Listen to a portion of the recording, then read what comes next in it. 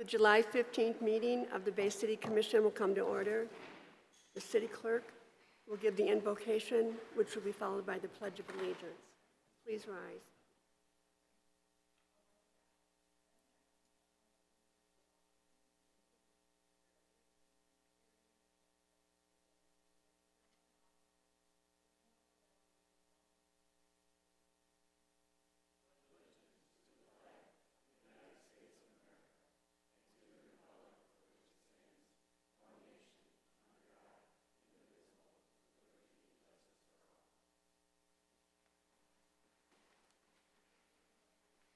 Will the clerk please call the roll? Commissioner Dockett. Commissioner Rivet. Yes. Bernie. Yes. Brunner. Here. Hilliker. Here. Gerard. Present. Clements. Here. Morris. And Madam Mayor. Present. Is there a motion to excuse Commissioner Dockett and Commissioner Morris? Move to excuse Commissioners Dockett and Morris. I need a second. Second. And if there are any objections, anyone have any objections to this tonight? Seeing no one, we have a quorum. The next order of business is presentations, and I know that I couldn't find them. I couldn't see you back there, I'm sorry. So the floor and the mic are all yours.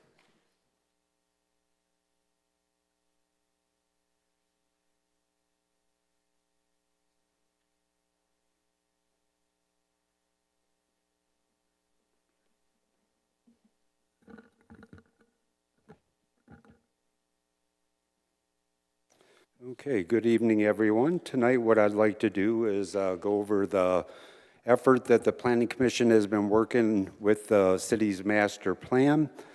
Let me get this right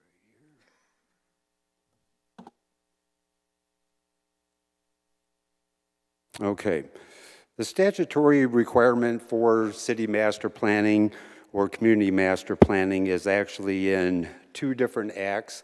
One of them is known as Public Act 33, which is Planning Enabling Act.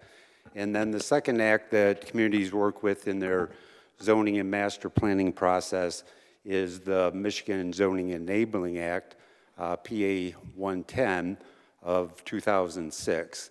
The planning enabling is focusing on the creation and the process for a master plan, whereas the Zoning Enabling Act, that is very specific to some of the requirements that would be found in a zoning ordinance. We know locally and also from the city charter the roles and responsibilities between two different bodies. The legislative body, they do appointments, ordinance adoption. That's where, I come for a first reading or a second reading. The master plan, it is optional. And then the policy decisions and the capital infrastructure and investments are all handled typically or done by the legislative body. The Planning Commission, their role is to focus on creating that master plan, the zoning ordinance, which is our day-to-day regulatory document that we use, development review, that would be like your site plan review process, subdivision, anything related to subdivisions they do, and then land use reviews, which would be like a rezoning. Going back to the relationship between the master plan and the zoning ordinance, in the Zoning Enabling Act, it does point out that a community shall have a master plan, and then it outlines some of those specifications that would be included in a master plan.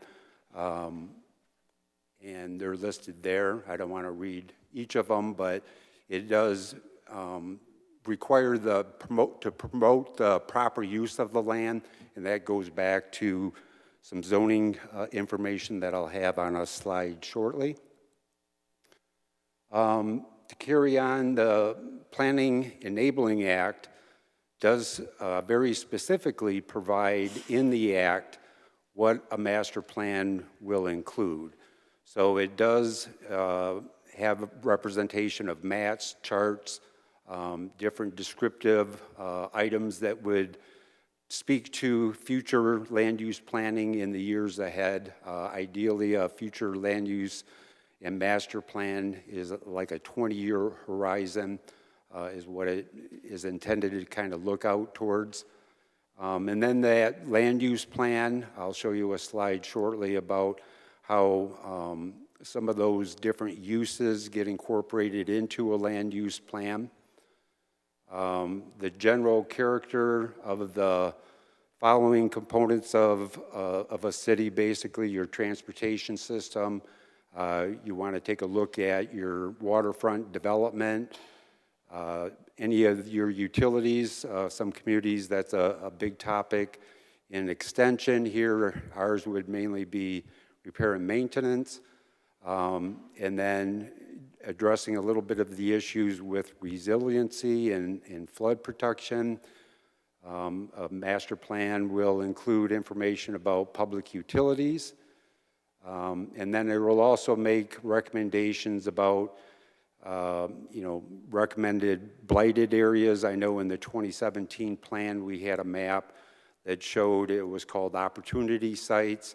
Those weren't necessarily blighted sites, but it was just taking a snapshot look at an area as to how some of that vacant property could be repurposed for other uses.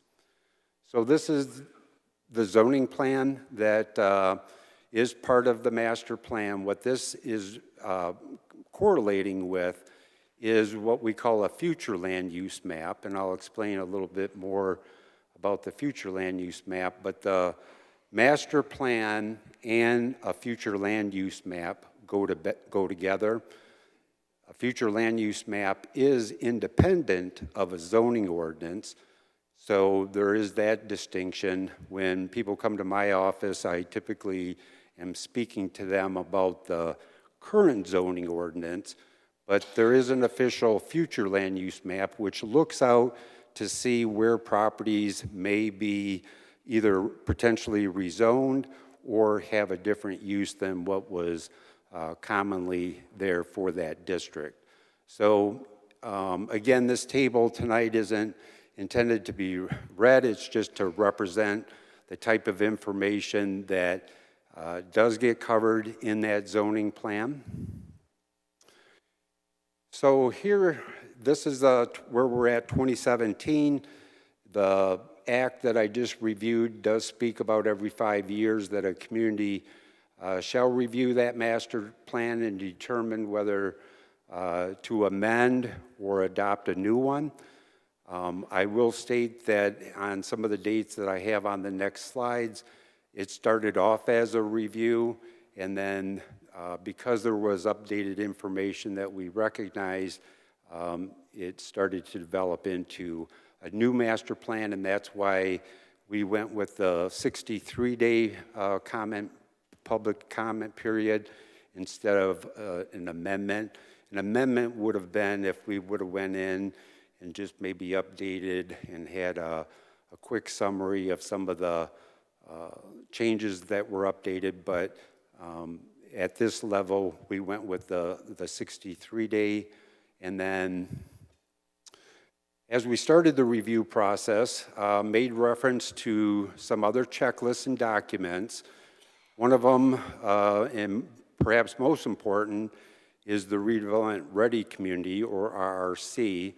They have a master plan guidebook, and they had best practices within this guidebook.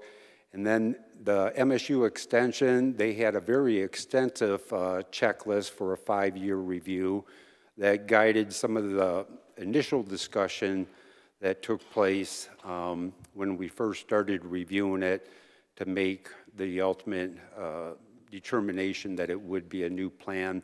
But I have that document, it's 7 pages, and it documents the dates that different things were discussed at the meetings. And then lastly on this screen is just the Michigan Municipal League. They also had a fact sheet about updating the master plan. So Time went by quick. February of 2022, we actually began consulting with the Planning Commission, sharing information, making them aware of, what we were undertaking with the review. And then at each of these meetings, I did my best to bring information that was relevant, whether it was an updated plan or something from the engineering department that they may have worked on a document. So at each of these meetings, and these were regular meetings, so we also had cases on some of these nights, and then we got into the discussion of the master plan. But we kind of went through 2020 or 2022 and 2023, having a lot of discussion. For example, Chapter 6, we had our economic development do a presentation to the Planning Commission and had a good discussion about that. And then this year, we started to get those final edits done, and in January, we even held a special meeting to make sure that we were moving that ball forward, because what we wanted to be able to do was to have it substantially complete in order to have it forwarded to the City Commission, which they did on March 18th. And then we did begin the 63-day comment period. We also kicked off a 22-day survey. There were over 600 individuals that took the survey. Then at the May meeting, the City Commission did evoke their right to adopt the final master plan. And then June, we spent time doing some of the information that resulted from the survey. And then here we are tonight. In the 2017 plan, these were the questions that were posed, because I still do want to reiterate that we were under a 5-year review of the plan. So we took, that 2017 plan, which these are the questions that were developed as part of that plan to develop next the chapters. So the major topics that were organized, these came to the forefront, and they were represented by individual chapters. So the consultant that prepared the master plan had identified these as the chapters, kind of did the theme with the symbols there, and then many of these topics run throughout each chapter, so it's not just a one chapter is the only discussion. The document itself, this is the cover of the 2024 plan, but again, because we're using the foundation or the bones of the 2017 plan, the document is set up to provide an overview. It has policy statements and best practices. There are some subtopics and different tools that might be mentioned, and then the strategies, and then an implementation outline schedule. In the community identities, these are the 2017 strategies. They're within the 2024 plan, and only in one chapter will I point out that one of them was significantly changed, but in the community identities, let me refer to my notes here. So for community identities, probably the two that I'd like to point out on each of these is promote community assets and continue refining the city marketing and branding plan. Those were strategies that were in the 2017 plan, and now what we're doing is either have accomplished those or we continue to refine them. On the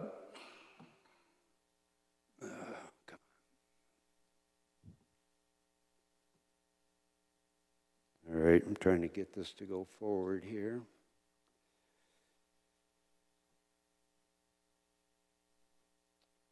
Hang on, bear with me here. everything was working good. All right, I apologize. Something happened with my mouse here. The land use strategies, again, we want to promote infill development. That was a strategy in 2017. In 2024, we'll have that same strategy because that's something that the city will continue to have a need to do. Also in the land use strategies, update the zoning code. That is something that once we are through the process of the master plan, we have the zoning ordinance to prepare and go through. The next slide, boy, I was on a roll for a while there.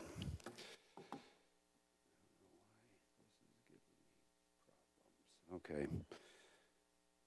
All right, so for housing, enforcement of the existing codes. I know since 2017, we have beefed up our code enforcement department. So this makes mention of continuing that strategy. And item number 6, I wanted to point out, which is states update the zoning code.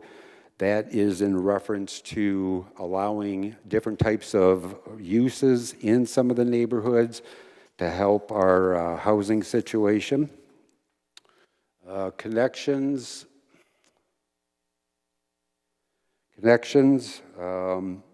Here, a few things have been updated because as item number 3 states, there's a 2023 Transportation Action Plan that was approved by the City Commission through the City Engineering Department. So this is a reflection of the new connections and the continuation of the transportation network. I know in the last year here, we've seen some addition to bike lanes. So that would be a continuation of one of the strategies for connections.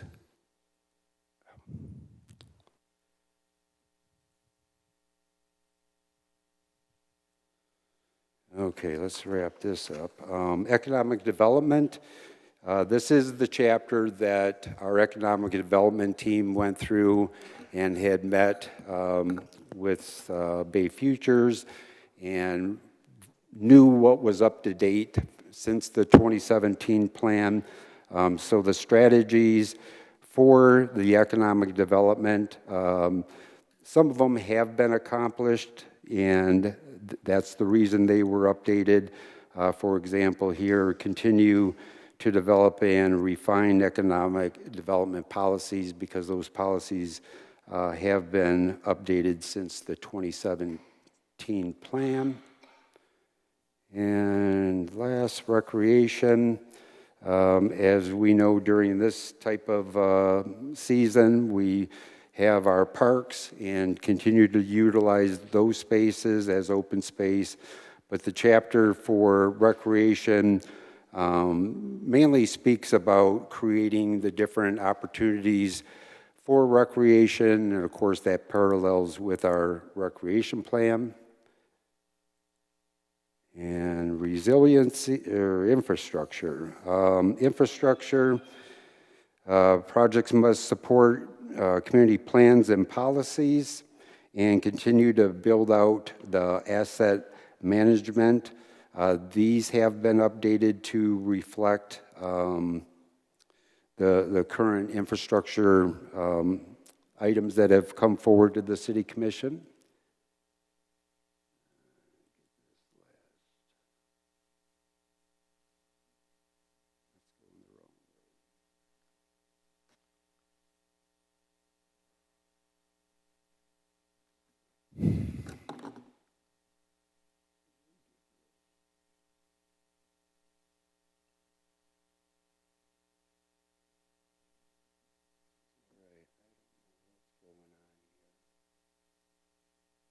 Trying to do is advance it, and I can't read that.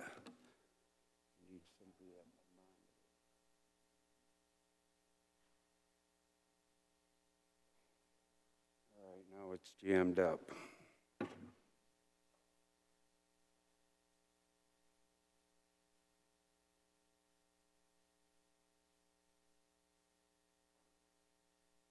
Apologize, I'm going to work right from here. I just have a few more slides to go through. So we had the online survey. That was out for 22 days. We had over 600 individuals complete that survey.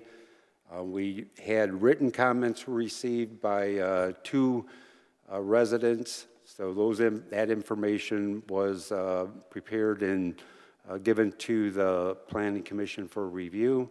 We received some comments from the city engineer and then also the Fair Housing Center of Eastern Michigan. What the survey really came out and said on a lot of the comments was the condition of the streets. There were some open-ended questions where people could fill in what they felt was a need. So the condition of the streets, the topic of the bridges, there was either people had an understanding of the need for the change or they were just simply frustrated with the bridges. The lack of housing choices and the cost, that has come up since our last master plan also. The Fair Housing Center of Eastern Michigan, Patricia Bard had prepared a report that the Planning Commission is going through. This wants to take a look at some of these plans to address some of the housing issues in Bay City, and I know that we will be addressing very specifically, actually we have a meeting on Wednesday, and we're going to be going through the suggestions and recommendations that this document has noted. I do have one revision to the future land use map. We didn't have a need to change the future land use map. However, there was this one section that was identified by a group of residents, and after having some communication with them, just to reassure them that their property would remain residential, that the future land use map was adjusted to take that off. And then last, this is just an outline of the planned adoption. So, we went through the different steps. We've got the July 17th, we have a regular meeting, and the Planning Commission had stated that, we would be able to do a special meeting if needed, because what we want to do is to be able to have a public hearing on the final master plan, September 18th, and then have the document come back to the City Commission on October 7th. So my comments, I apologize for that slide delay, and we'll take any questions that you might have. Commissioner Gerard, I see you had your hand up. Yes, thank you. Thank you, Mr. Multain. I appreciate the presentation. Very informative. I had the privilege of serving as a planning commissioner several years ago and gone through the process in 2017. Now, this was a little bit different because it was updating off of that plan. Is that correct? That's correct. Okay. Do we have anything, I've been reached out a couple times about seeing an increase in homelessness. Is there anything addressed in a master plan for that, or is that a separate?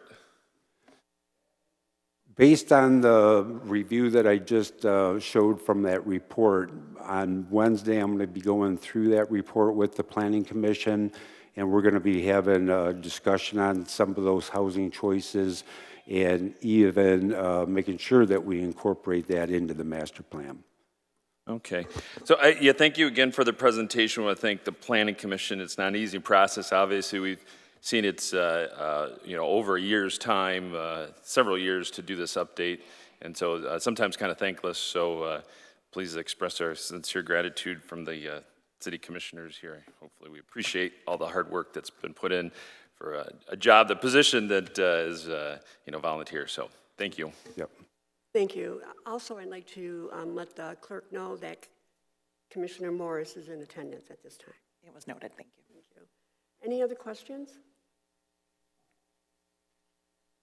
Seeing none, we'll move on to the next order of business. Thank you very much for the presentation. Great, thank you. The next order of business is the adoption of the agenda. Is there a motion to adopt the agenda? Commissioner Clements, Move to adopt the agenda. is there a second? Commissioner Hilliker? Second. Second. Seeing, well, I guess this is, this is new, so do any of the members of the commission wish to add an item to the agenda?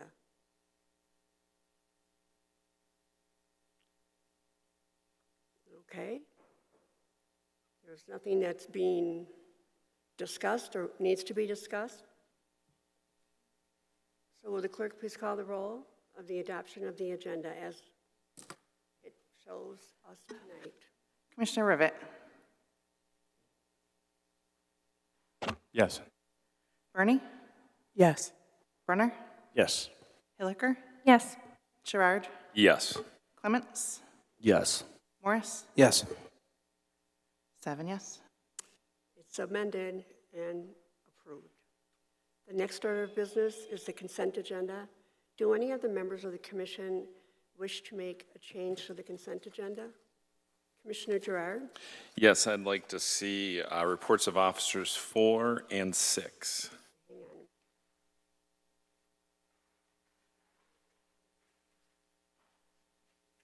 I'm sorry, 4 is the TCO for the parking prohibition on JFK Drive, and then 6 is the, just the changes to the Code of Ordinances, Chapter 26, Building and Building Regulations. Will be on the regular agenda. Commissioner Hilliker? Communications number 14, the action plan for the system improvements, 26th Street substation. Okay, that'll be on. Thank you. Anything else? Commissioner Burney? On the city commission minutes, Commissioner Hilliker's resolution that agrees to, yeah, I want to pull that off. You won't? Or I want to pull that off. what is the number? I'm sorry. 1. Okay, that'll be on the regular agenda. Anyone else? Okay. Seeing none, we now have public input on the consent agenda. This is the opportunity from anyone in the audience to come forth, and you can discuss the regular agenda. If you wish to make a change, let us know. The Commissioner Clements is the timekeeper. Anyone want to make a change or add? Seeing none, is there a motion on the consent agenda? Commissioner Gerard, Move to approve the consent agenda. is there a second? Commissioner Brunner, Second. will the clerk please call the roll on the adoption of the consent agenda? Commissioner Bernie, Yes. Brunner, Yes. Hilliker, Yes. Gerard, Yes. Clements, Yes. Morris, Yes. Rivet, Yes.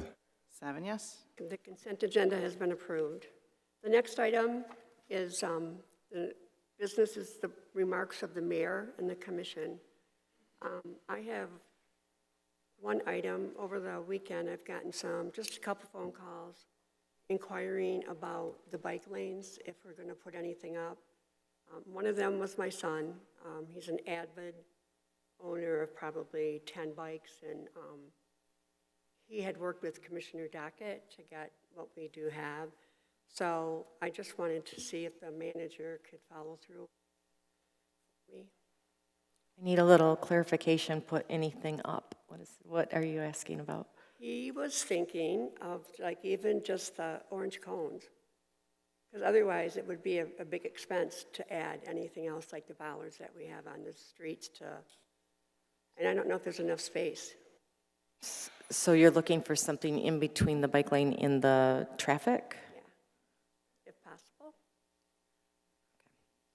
We can take a look at it. Okay, thank you. That's all I have. Commissioner Gerard. Thank you, Madam Mayor. A few things.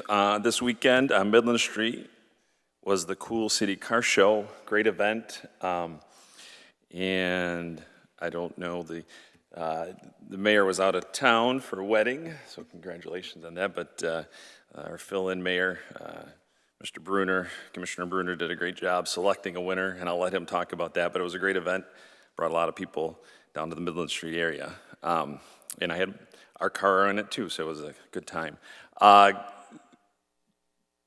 wore a shirt today, and I don't know if everybody knows, but there's a critical need for blood in not only our communities, but communities around the country. So on Johnson Street is Versiti blood donations. You can go make your contribution of blood. You just sign up, and they'll get you in there. They take whole blood. There's such a critical need. There's also plenty of blood drives around the community, so I encourage folks to go and donate blood if they can.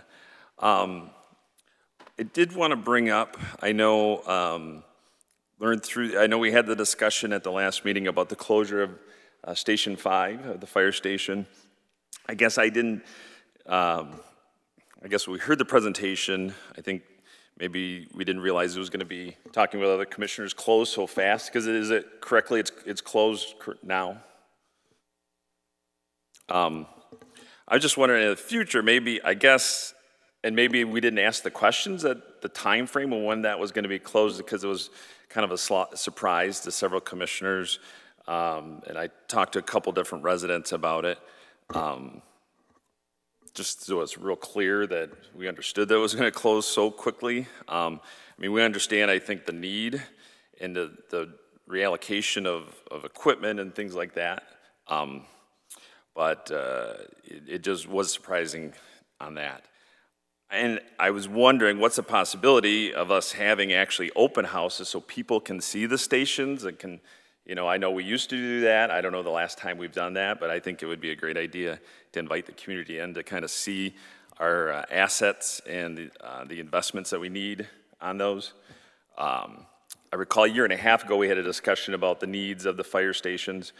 And that we talked about bonding out. Where did that discussion? For Station 2, is that? Yes. Okay, so we're still evaluating Station 2. We're waiting on some information to still come back on that. And we've been talking about this longer. I think it's been 4 years I'm looking over right now, maybe even more than that, about consolidating these stations. But yeah, I mean, we can absolutely look into having some open houses at the fire stations. I think that's a good idea.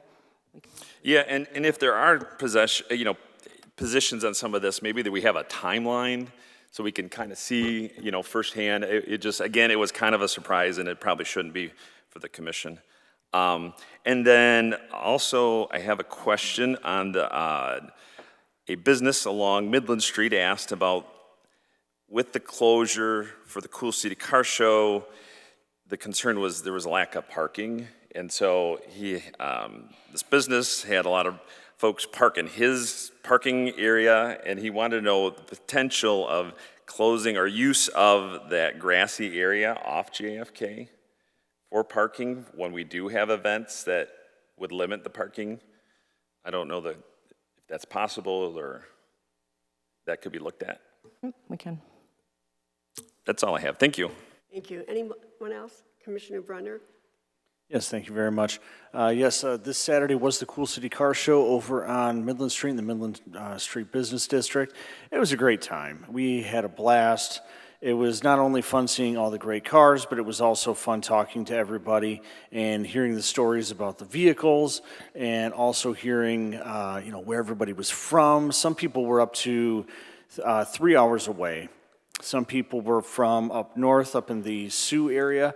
I also met some people that had come in from Toledo, Ohio, just for the car show. Didn't even bring a car. They came just to hang out and have a great time because they love Bay City. So this is definitely something that's very important that it keeps going. And I know there are certain folks that are going to stand up and talk about this during public input, but I'll go ahead and say it. With them putting money over to the American Cancer Society, it's extremely important that the Cool City Car Show keep going forward. So if you do want to volunteer, I am very certain that they would take you and take any help that anybody could possibly give them.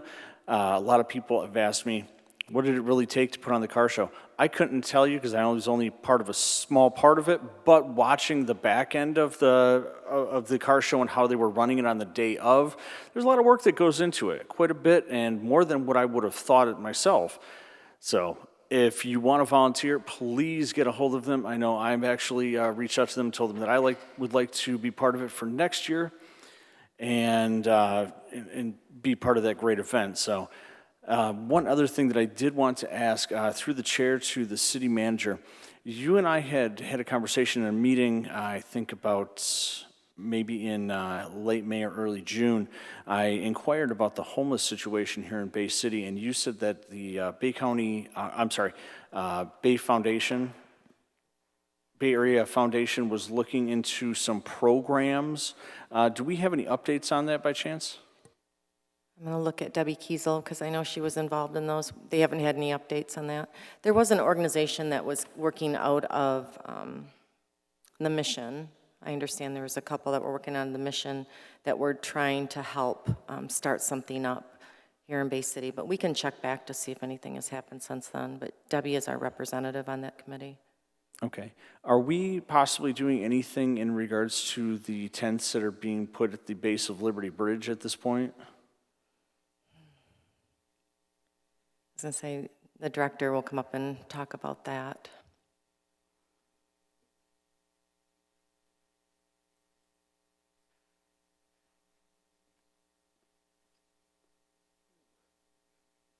Just to go back a little bit, I think it was last summer where we received lots of complaints regarding the homeless downtown, mainly people sleeping in their entryways and doing all sorts of other things. And we implemented an action plan to kind of address it. And we went down there and I think did a fairly decent job of cleaning that out, but it doesn't give the people homes. We sought out mental health, Bay Community Mental Health, to actually come out whenever anybody would willingly talk to them to try and help people out. But a lot of them just end up going elsewhere. So we can go to Liberty Bridge and we could tell them to take their tent down and move, but they're going to go somewhere else. And a lot of times that ends up being along the Riverwalk or under a bridge somewhere else. And we just end up chasing them around because, you know, being homeless still isn't a crime. We can't really take any enforcement action against them other than when they're trespassing on somebody's property. So it's a tough issue to tackle. I was part of the meetings with the Community Foundation and the Good Samaritan Mission trying to come up with some type of resolution to give them a place to go where people aren't going to be disturbed by their presence. All right. Thank you very much. I appreciate your time. That's all I have. Thank you. Thank you. Commissioner Burney? Yes. Every time I turn on the TV, they talk about the State Theater. The police are looking into it. The FBI are looking into it. Well, I did some looking into it because, you know, you think about it, all this money's been taken, nobody's being arrested, nobody's being indicted. So I figured I'd do my own investigation. I'd like to ask the city manager, I'd like to ask you some questions. Who are the Bay City Downtown Development Authority? Are they one of our board committees? They are an arm of the city, yes. Did you know they bought the State Theater in July of 2000, our board, Bay City Downtown Development, and owned it until March 1st.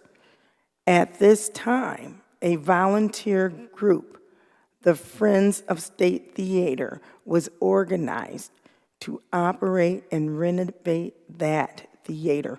We owned it until March 1st, 2024. I have the paperwork right here. We owned it.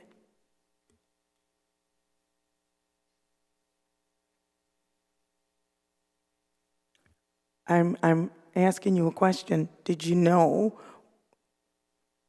downtown, Bay City Downtown Development purchased the State Theater in July of 2000 and owned it until March 1st, 2024. And why, on the same day, March 2024, did the State Theater file bankruptcy? Just asking. I have no idea. I don't work for the State Theater. We don't have those documents. I'll say it again. State Theater, July 2000, Bay City Board, Downtown Development, we purchased it. March 1st, we got rid of it. March 1st, the State Theater filed bankruptcy. We've owned it since 2000. What's up with that? First of all, I don't even know what you're reading from. I don't know what the document is, but the city does not own the State Theater. Bay City Downtown Development, it says right here, we need 2 people, right here. We posted a job listing, Downtown Development Authority, 1 vacancy term expires August 16th, 2028. So that means they're us, because we posted a job. It's not a job, it's a vacancy on a board. Okay, so that means we owned the State Theater. I don't know what you're looking at to say we own the State Theater. We did not own the State Theater. Okay, well, I'll just give it to you. And when I went back, 2017, I found the minutes. And the minutes stated that DDA and the State Theater were going to get together with the Winona Park, and they had $2.4 million to spend on renovations, and they had an excess of money left over. So I'm going to give you that too, and then I want answers for the public. Why did we own the State Theater, and on March 1st, the same day that they went bankrupt, I want to know, on the same day, why don't we own it anymore?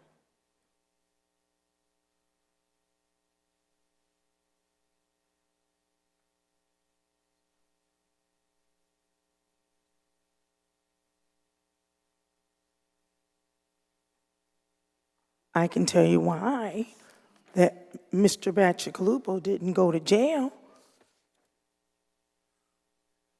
Why would we sue ourselves? Why would we arrest ourselves? We own the building. Why would we press charges on our own selves? Can I get that answer?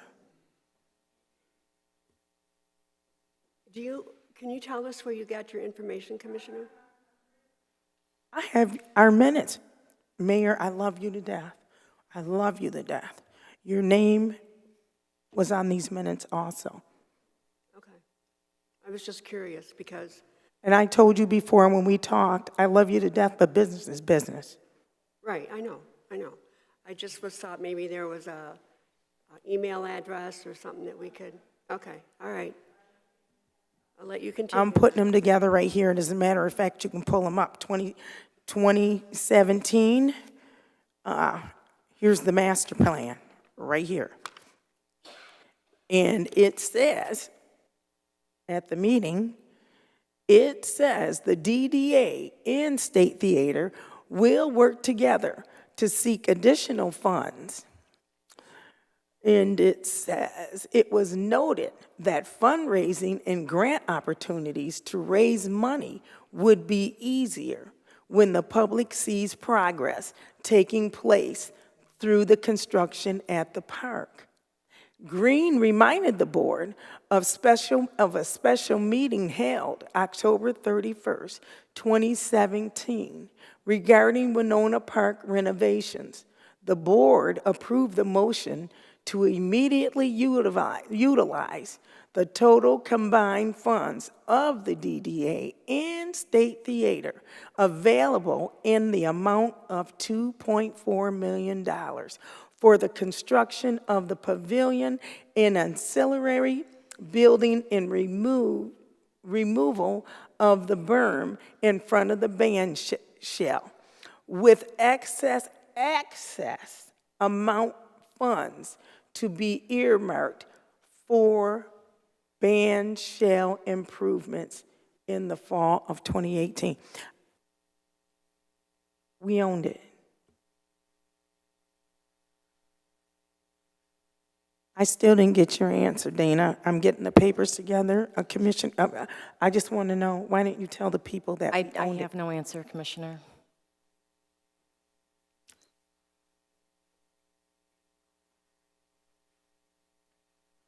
Are you all set, Commissioner? Yes, I am. I'm just getting the papers ready to put them on her desk. And, you know, Mayor, like I said, I love you, but business to business, I'm sorry. Well, thank you, but yeah, make sure you get it for her. Is there anyone else who would like to make any remarks? Seeing no one, now we are going to go to remarks of the manager, if she has anything for us. I don't have anything, thank you. Okay.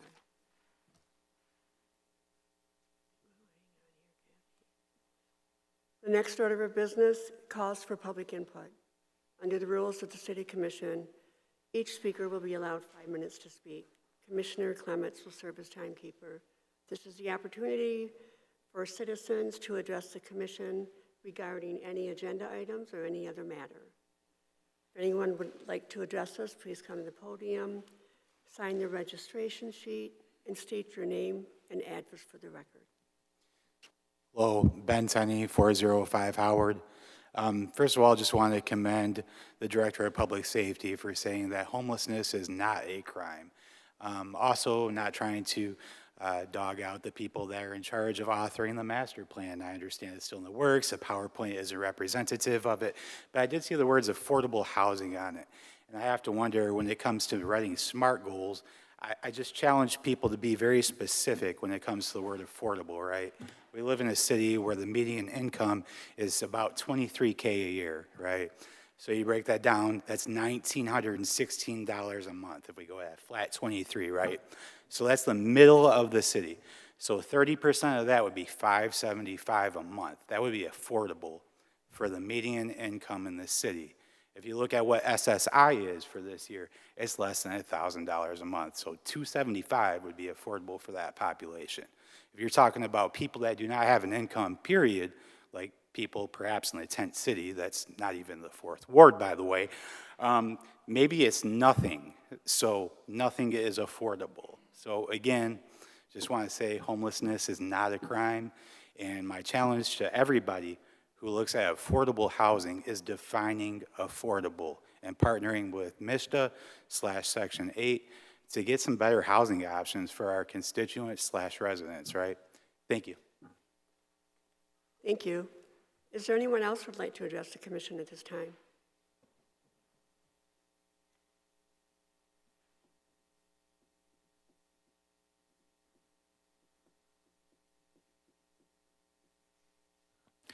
Alex, we're at 1309 South Erie.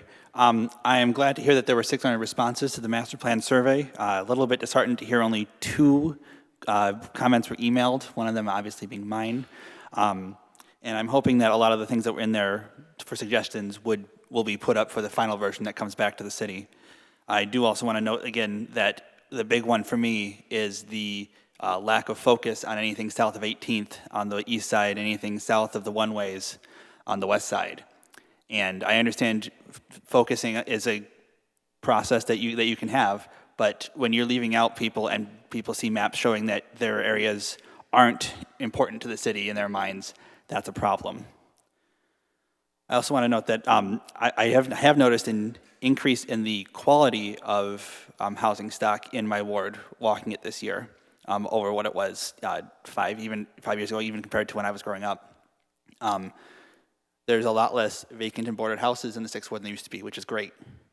There is a lot more neighborhood cohesion now from talking to people this year over what there was before COVID, which is something that I did not really expect. I expected that to possibly be worse after COVID. So hearing that from people who I'd answer doors and talk to me, it's great to hear. But something I've noticed is the same theme that I've been pushing for half a decade is the accountability and transparency. A lot of people still, they see some progress, but they also see lack of responses from certain people or certain groups that are either city or city adjacent, whether it be getting told two different things from the same person when they call a department at City Hall and it takes them forever to figure it out. Or back when we did the trash tagging, I had someone who was railing at me about when we did the curbside trash tagging, and they called and they were told to just suck it up and, in their words, suck it up and pay it. I'm going to hope that's not the word that were actually told to that person, but that was how they said they were told about it. And those things get sent around, and people hear it, and they go, "Oh, should we trust things?" And that's a problem, and that's something I've been talking about. And I found out today that a very well-connected local candidate for a different race that I'm not in is using transparency and accountability in their literature, when, from my understanding of their position in their race, they don't show to anything. And if you're going to put that you want accountability and transparency and you want to serve on a board that is elected and that serves people of the city, you better show up and speak. Whether it be up here like I'm doing or you're sending letters in. If you're going to put that you want accountability and transparency in your campaign and you're running for a local office, you need to be there. Thank you. Thank you. Is there anyone else?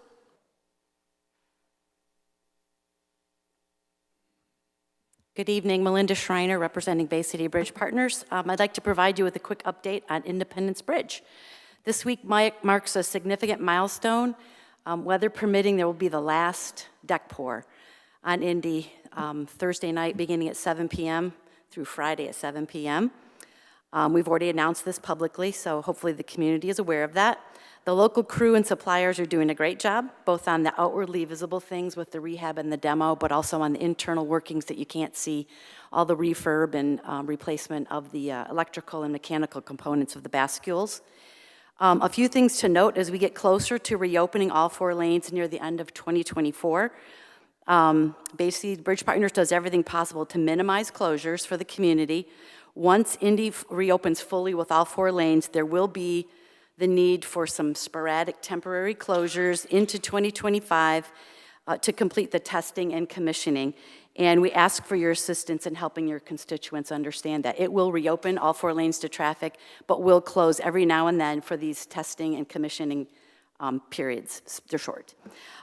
We also encourage the city to announce its own roadwork project around Independence Bridge as soon as possible, so the community has a full picture of what's coming. We continue to encourage residents and non-residents not to pay full price to use the bridges, but rather to get a BC Pass. And we want to remind people that residents with a BC Pass will enjoy free tolling on Liberty until 2028 and until 2030 on Independence. Non-residents will have the option of selecting to pay either $2 per crossing or $15 a month for an unlimited pass, which works on both bridges. It's not both, it's either or, and there's some misunderstanding about that. BC Pass accounts can be created online, by phone, or in person. It's really not a bad idea to go in person because there's been a lot of benefit talking one-on-one with the CSR, finding out the best option for your family, and then getting all your questions answered and any confusion cleared up. It's been very, very effective. So we really do encourage you to come in person. Local CSRs are also showing customers how to properly maintain their account so it never goes into default. This is something that's very important to know because when an account goes into default, you lose your discount and you receive a pay-by-mail invoice. So we don't want that to happen. And they'll help you, understand how that happens.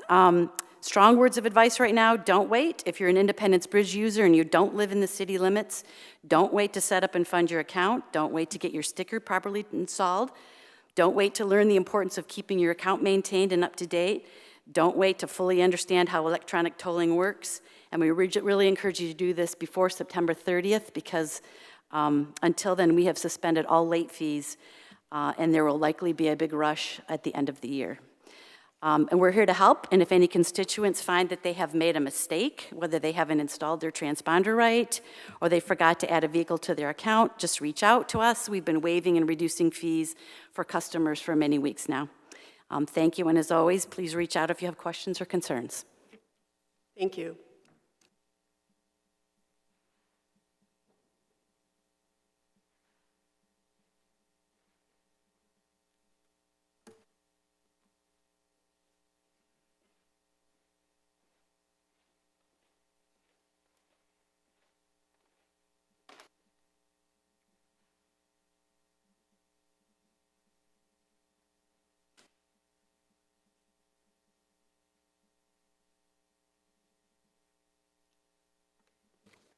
Good evening. My name is Forrest Robinson. I'm the chairman of the South End Citizens District Council, and I'm here with some good news to announce that the South End Citizens District Council is again hosting our annual Back to School Bash. It's Tuesday, August 13th, 2024 at the Bay County Child Development Center, which is located at Broadway and Fremont Streets from 5 p.m. to 8 p.m. We're able to provide free school supplies and host this neighborhood block party thanks to the Bay Area Community Foundation Neighborhood Grant Program. Additionally, Debbie Stevens from Stevens Cycle Sales Charities has donated 192 backpacks for our use that we will also share with the Dream Center for their community mission work. We also thank our community partners, the Bay City Public Safety, Bay County Sheriff, MedStar Ambulance, Portsmouth Fire, Peters Family McDonald's Restaurants, PNC Bank, A.T. Frank Carpet, Bay City Electric, the Dream Center, McLaren Marketing Department, and Peggy Condon Watson, Director of the Child Development Center, who allows us to use their facility. For the 7th year, this event will provide a safe environment for a family-friendly night out in the neighborhood. It gives children a chance to interact with first responders. Thank you, and I hope to see you all there. Thank you.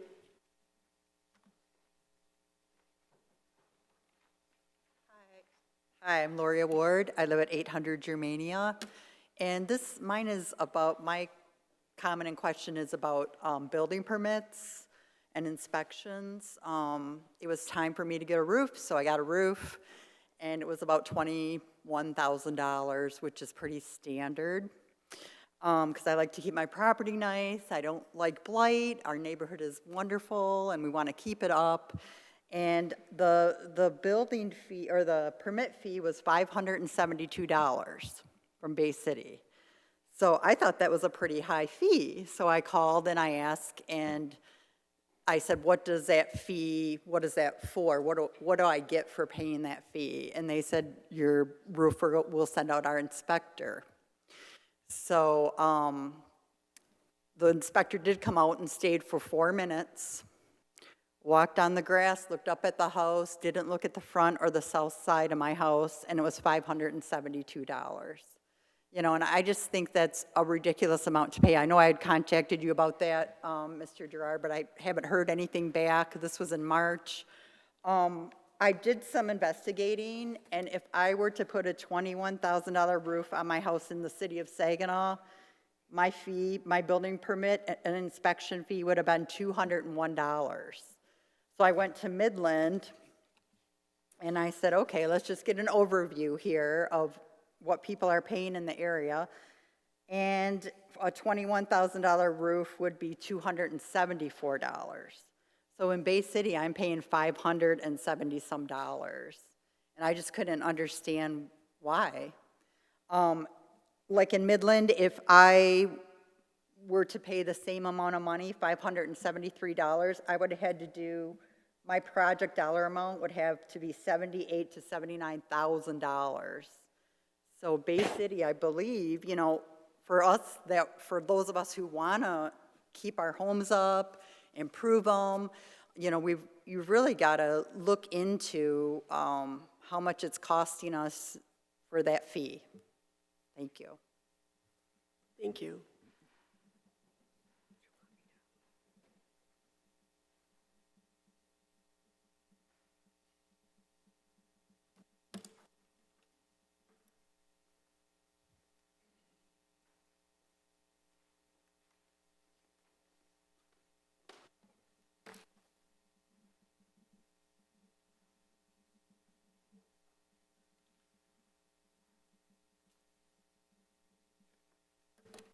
Hi, I'm Jill Cosley, 208 West Smith Street in the Northwest District area of the city.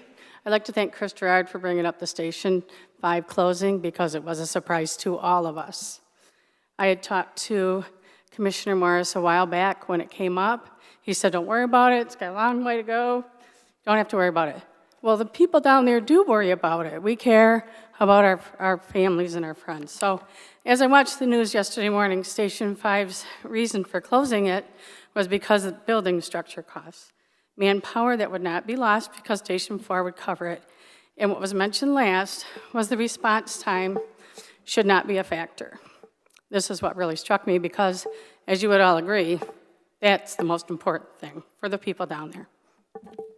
Response time is a factor in our area of the city because we have bridges and railroad tracks surrounding our neighborhood. Bridges that are on the northeastern and southern parts, which would affect response time. And there are railroad tracks on Hart Street, State Street, Henry Street, Euclid, Patterson, Marquette, and Wheeler Road, which would affect that response time. We're surrounded by them. Station 4 might not reach us if there was a train. Let me tell you from experience, you can get stuck by the same train 3 times. I've done it. Think about this. If Station 4 was stuck by a train, then had to call Bangor, what would happen to that heart attack person in my area of town? Response time is a factor. Let me conclude with what had happened to my husband, who has had diabetes for 30 years and recently been put on insulin. He had a low blood sugar episode, which he never had before. It was generally high. So when my daughter called to check on him, he could barely speak and thought he was having a heart attack. So she called 911 and Station 5 was there within minutes. He crawled to the door and let them open. His blood sugar level was 34, which is very dangerously low. Shudder to think what would have happened to him had Station 5 been closed and a train been there. Response time is a major factor as to why Station 5 should not remain closed. Response time matters, and so do the residents of the northwest area of the Bay City. I strongly urge you to reconsider closing Station 5. Thank you. Thank you.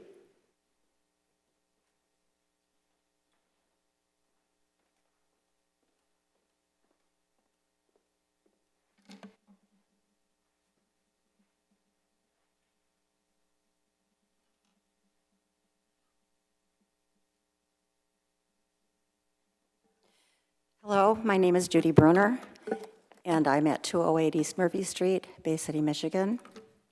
And I'm here to address what the previous speaker just talked about, the closure of Station 5. I better put my glasses on so I can see. People choose to live in a city for many reasons, the most important of which is safety. Police, fire, crime rate, and schools. As a resident, voter, and taxpayer of the Banks area of the city of Bay City, I speak for many residents who have a legitimate concern over the closure of Fire Station 5, which appears to have taken place without knowledge of many. Some of our residents probably still don't know, which is why the house isn't packed, including commissioners, mayor, the residents of the area being affected. Although this move had been discussed as a future possibility, the actual closure came as a complete shock to the majority of residents, as well as many of our elected officials. This closure is said to have been about supposed mold in Station 5, and officials were concerned about the safety of the firefighters. While we absolutely care about the safety of our firefighters, what about the safety of the residents whose lives are at risk because of this closure? Wouldn't repairing the structural issues make more sense than completely closing a much-needed fire station and putting the residents' health and safety and homes at risk? There appear to be many grant options available to address a variety of issues, including infrastructure, staffing, equipment, etc. And I have a listing here of some that are available, and I don't know if we have looked at those. United States Senator Gary Peters just got a bill passed by the president into law just this month for $95,000 to reauthorize some of the grants that were available in the past. There is the Assistance to Firefighters Grant, AFG. These grants administered by FEMA can support infrastructure improvements for fire stations. They cover a range of needs, including equipment, upgrades, facility repairs, and safety enhancements. There's state and local grants, and there's private foundations and corporation grants. We currently have an aging population, and the majority of runs are medical emergency runs. Response times are crucial in all emergency situations, and every second counts. Due to the combining of police and fire into public safety, our residents have already suffered diminished services, and the closing of Station 5 only exacerbates the problem. To compound the problem even more is the fact that the Banks area of the city is unique in that it is putting many lives at risk due to the diminished response times and the ability or inability to even be able to get to the emergency in the case of a train blocking all streets leading to the site of the emergency. The city is separated from Station 4, other Bay City fire stations, as well as the Bangor Township Union Street Station by railroad tracks, thus preventing first responders to even get to us when a train is blocking all the streets leading to our area. Trains frequently hold up traffic for 20 minutes at a time, by blocking Marquette, State, Henry, and sometimes even Wilder, thus preventing any and all first responder vehicles from the other side of the tracks to even get to our area in the case of an emergency. The only exceptions to this were Station 5 and the Wheeler Road Bangor Township Fire Station. I understand that you have been told by the railroad officials that those streets are only blocked for 3 to 4 minutes at a time. As someone who lives near those areas, trains frequently block those streets for up to 20 minutes at a time. 3 to 4 minutes definitely is not the norm, and twice a day is not the norm. We reside in and pay taxes to the city of Bay City and should not have to rely on Bangor Township to provide emergency services due to the city's cost-saving decisions. What is the ultimate goal? To eliminate firefighters, emergency responders, fire stations, etc., simply due to cost? What are the costs associated with human lives? The health and safety of the residents of this city deserve better than this and should be priority number one. Many of those making the decision to close Fire Station 5 are most likely not impacted by this, and that's not meant to be a criticism. However, please consider this. How would any of you feel about this if you or your loved ones and your safety were at risk as a result of this? Excuse me, ma'am, your time is up. Can I have just one more minute? I'm almost done. Commissioner Morris, I move to suspend the rules and give the speaker 2 more minutes. is there an objection? Thank you very much. I respectfully ask that this commission please reconsider this decision that was made without the knowledge, your knowledge, or those of the residents impacted. The lives of your taxpayers, voters, and residents depend on it. Thank you very much. Thank you. Is there anyone else who would like to address the commission at this time?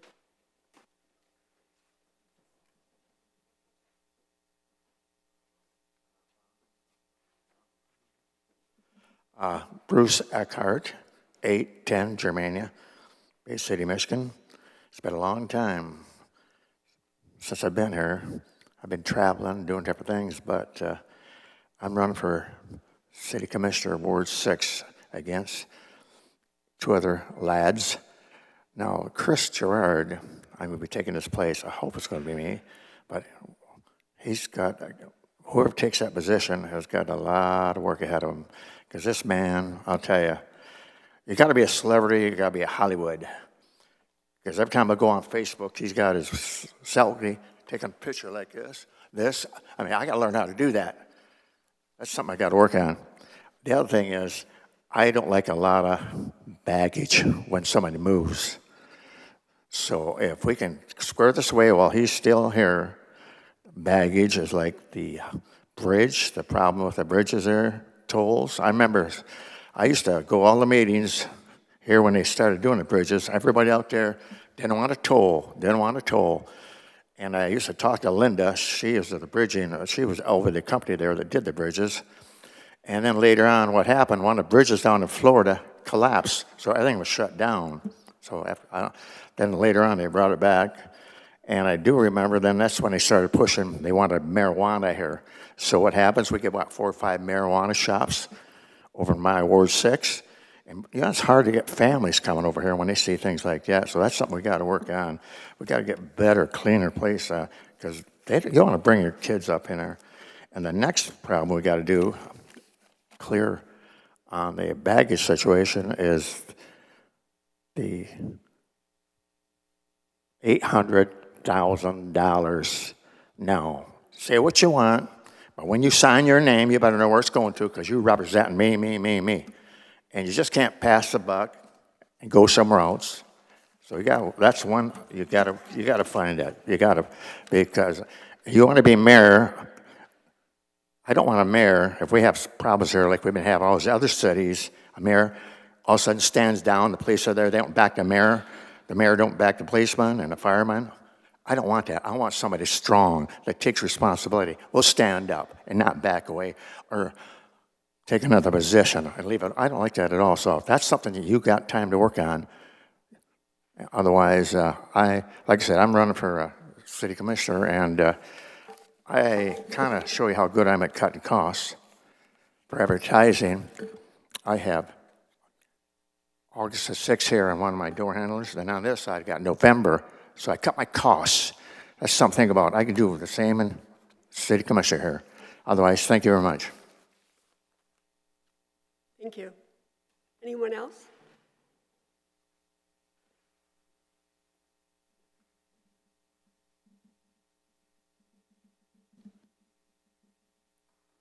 My name is Thomas Fitzpatrick. I'm at 315 South Lynn Street in Bay City.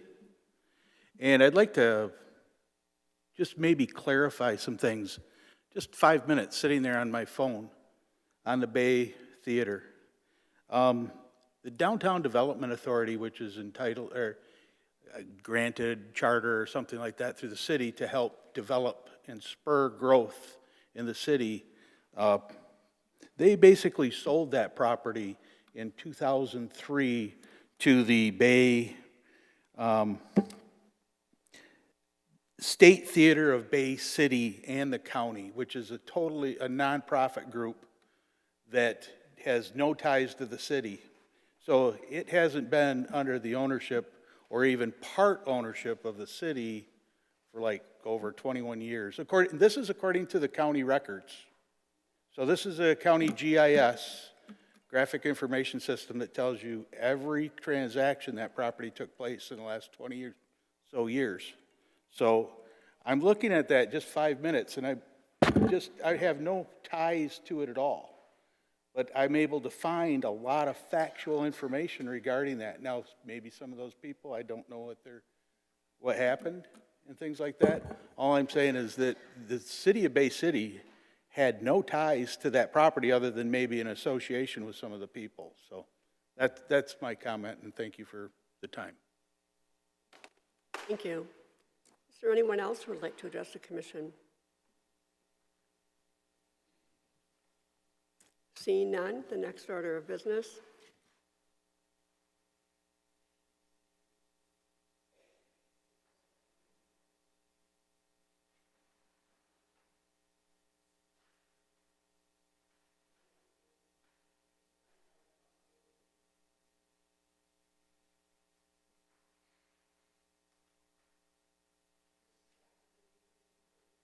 To address the commission regarding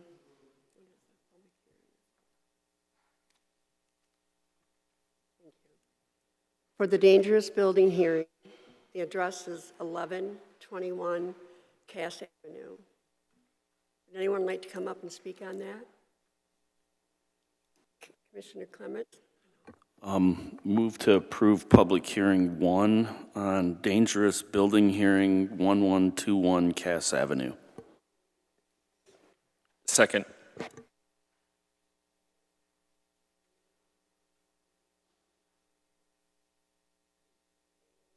It's the same issue where you have to sign the registration, state your name and address for the record, and you'll have 5 minutes to speak.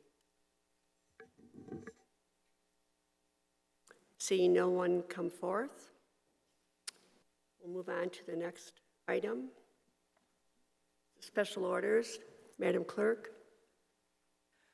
Commission as a whole, resolution approving the order of dangerous building hearing officer regarding 1121 Cass Avenue. Recommendation approve. Commissioner Gerard. Move to approve special order number 1. Is there a second? Commissioner Clements. Second. Any discussion, commissioners, on that? Commissioner Gerard. Yeah, that's it's out of my ward, but it's property. It's only a few blocks away. It's definitely needs to be removed. It had a fire, and just it's an eyesore, and so hopefully it can be removed pretty quickly. Thank you. Thank you. Anyone else? Will the clerk please call the roll? Commissioner Brunner. Yes. Hilliker. Yes. Gerard. Yes. Clements. Yes. Morris. Yes. Privet. Yes. Bernie. Yes. 7 yes. The motion is approved. The next order of business. Will you please read the next order? Consent agenda item 1, City Commission minutes from 6/17/24 and 7/1/24. Is there a motion? Commissioner Gerard. Move to approve. Is there a second? Commissioner Clements. Second.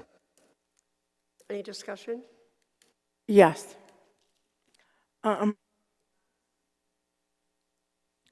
I see with her resolution, when she tried to pass it, we said that we were going to wait on it and that we were going to talk about it. And then I see it, she didn't show up. And so we didn't get to talk about it. She wasn't there, but then on the agenda, it noted that she was there. So then it had her whole resolution written out. And so with that being said, we didn't even get a chance to talk about it again. She didn't show up. It passed through, or so have you. And it didn't pass through, but she wasn't there, so we didn't get a chance to, she was going to amend it, or we adjourned it so it could be changed in some kind of way, modified. And she wasn't here on that next meeting, so I was just wanting it to be clarified. So what are you talking about what we're going to vote on right now? Well, I wanted to talk about, she said she was going to modify it or she was going to amend it.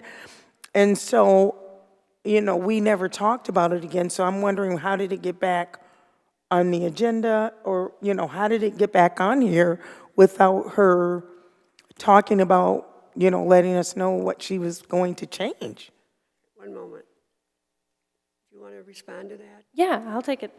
Yes, I was absent the second time it came up. It had been amended due to the feedback that was given here, mostly considering that it was for all staff was the direction that I had received in this chambers when we were having that initial discussion. So it was amended. It was on the consent agenda, which means it's just like any of our other it's like any of our other consent agendas. And it could have been pulled at any time during that meeting where you guys could have discussed it further, whether or not I was here or not. My understanding when I rewatched the video, it had not been pulled, which means you guys voted just as it was on regular consent agenda. I didn't vote on that. I didn't notice it back on there. I mean, I didn't see any change in anything. It was just, it disappeared. But then all of a sudden I see it back. So I'm just, where and how are you guys doing all this passing, approving, and you're not here, or the person's not here, and all of a sudden, there it is. And I'm not, involved in it, or it just disappears and the person's not here on that day, and then all of a sudden it gets back on there. I don't think that's appropriate, and I feel that needs to be off. It shouldn't even be on here until everyone sees it and everyone sees that it has been amended. It should not be here. So we all get the information, same as the public. So if you did not see that, that's your own fault because it is a public agenda. You are able to see it. Everybody here is able to comment on it. Public is able to comment on it. You're able to pull it off. It doesn't need to be the person who wrote it. So if you have a issue with that, that was something you should have voiced before you voted for it.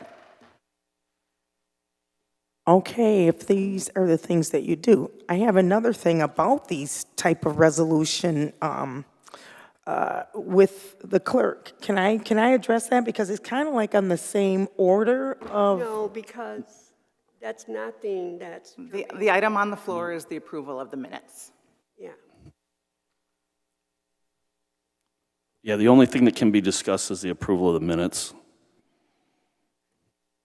And Commissioner Clements, are you all set with that then? Or, Yeah, I'm fine. okay.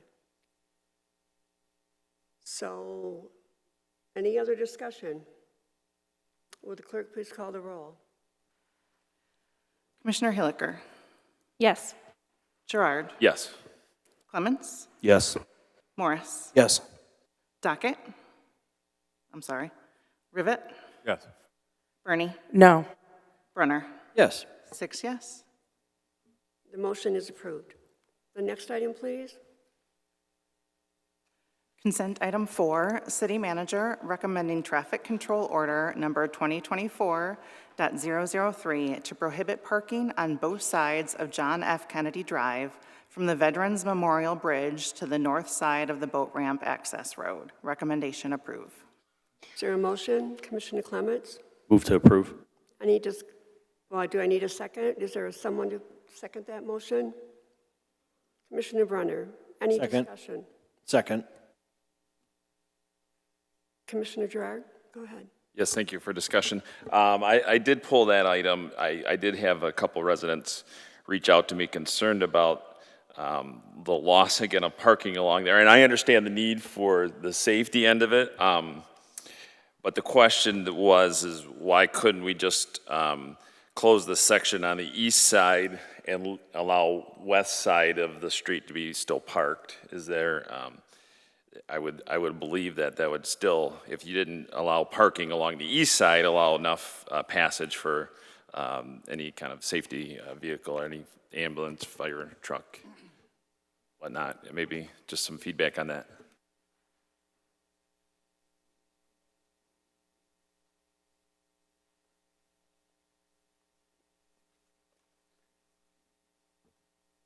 This is, I'm sure you're aware, but based on the closure of Lafayette Bridge for quite some time, there are residences in that area. The only way you can get to when Lafayette is closed, if there's a train, is to go off that ramp. And the aerial apparatus is one that has to respond, and it barely makes that turn with no cars there. It's very tight. Okay, thank you. That's very helpful in clarification when I talk to residents, so I appreciate that. Thank you for the. You all set? Is there anyone else?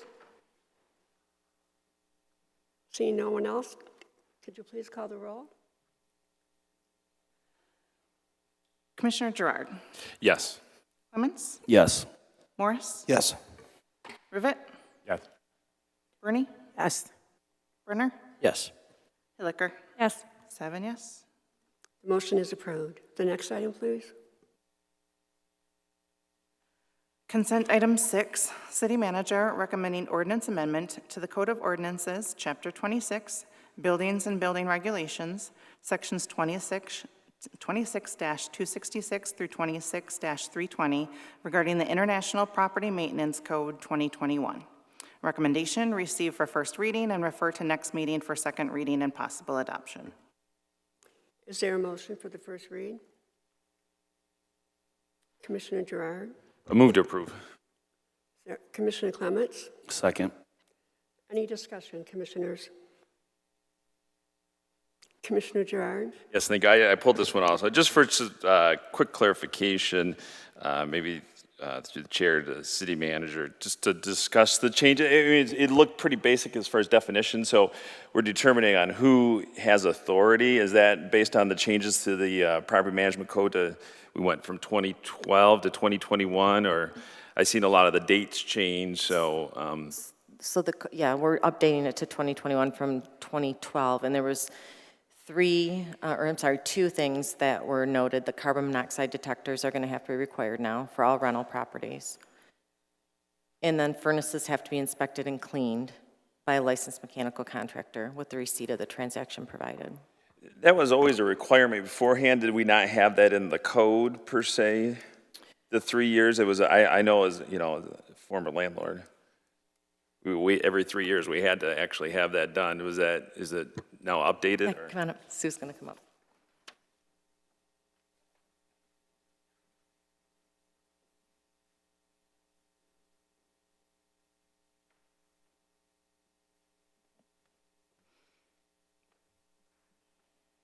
It actually wasn't written in the code before. It was a recommendation, and sometimes we got pushback on that requirement, and we felt so strongly this time that it's a major safety issue to at least have your furnace cleaned and inspected every 3 years, that we actually added it into the ordinance this time. So that way it will be a requirement.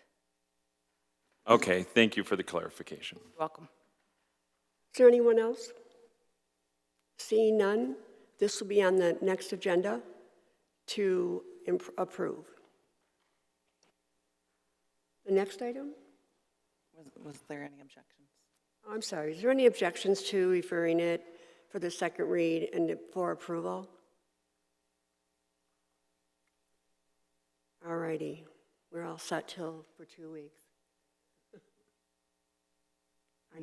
Yep. Next item, consent number 14, action plan for system improvements for the 26th Street substation, July update, recommendation receive. Commissioner Hilliker? Move to receive. Do I have a second? Commissioner Clements? Second. Is there any discussion? Commissioner Hilliker? Mostly with this report, I want to say thank you again for putting this action plan together. I thought it was very clear and concise to see what exactly has happened and the progress being made. I did have one quick question about it, and it was just primarily about the circuits. It says right now that there's no anomalies being seen, and I loved the fact that you can see the progress of where the estimated timeline to see those are. So I, again, really like the report. Love it because I'm able to report back to my constituents who do ask about it. But just wondering, if a anomaly is spotted, do we have a plan of how we might address some of that within our circuits? Do we replace that? Yeah, so if we were to detect any anomalies or something that would need to be addressed, it is something that we would obviously do the fix while we're there. We're not just going to wait for it to fail. If we see something, it'll be addressed at that time. Okay, I just don't know enough to know if that's something that happens on site or if it's something we have to wait for. So thank you. Yeah, and if I may, we're actually doing some proactive things as well. A couple years ago, we switched some product lines and stuff like that. So as we're going out, if they haven't been replaced, we're doing that work now, just so that we don't have to come back in the future to do that work. Thank you. I also wanted to just point out that, just for everybody here, that the fortification is almost being done. So that's great, just in case you didn't get a chance to look deep into that report. And then the grounding is done? The ground gridding, yep. Does anyone else like to ask any questions of Mr. Webster while he's at the podium regarding this? Seeing none, this too is going to be received this evening. Is there any objections? All right. Madam Clerk? There's no more issues tonight that we have to discuss and vote on, so this meeting is adjourned.